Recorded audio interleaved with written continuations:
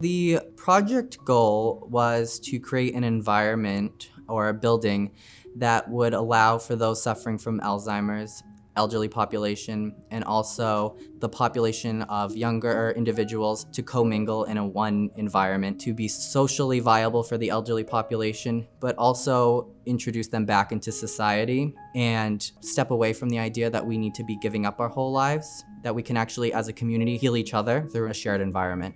So there's wings almost for Alzheimer's, affordable housing, and then elderly housing. It's all under the same roof. My client really would be the elderly population, the Alzheimer's patients, and specifically those also that have family members that are suffering from this disease. They could move into this facility with their loved one, not having to be separated from them, kept in the same environment, but they all get to live together and they're all taken care of.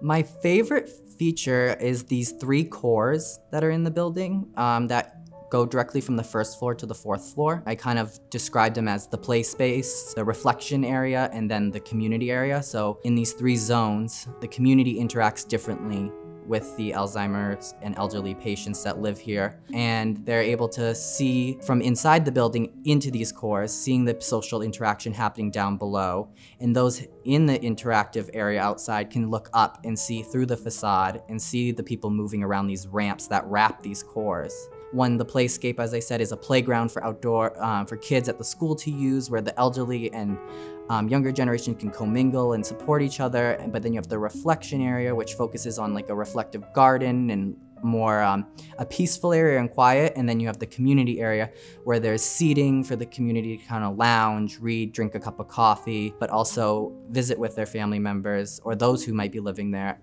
in an outside but safe area for them to be. What set this apart mostly was that I had the decision-making in all of it. Yes, I was guided by professors here and there that continually pushed me to think deeper and further into my investigation.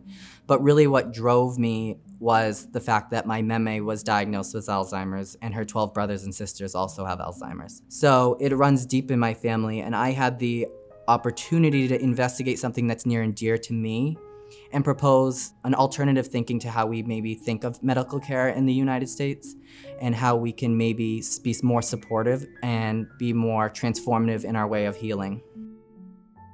As I work in, other projects and in the professional field, I'm gonna look at more of the human aspect, I think, in their relationship to the architecture and how we can provide more healing spaces, as architecture can very much influence how one behaves or how one feels. These environments can be healing, they can be transformative for some. How as we as a society can move forward into thinking about architecture as a healing space that can support many of those that are suffering various types of disease, may that be alcohol abuse, may that be drug abuse, maybe that be physical abuse, and how can we provide these spaces that support them?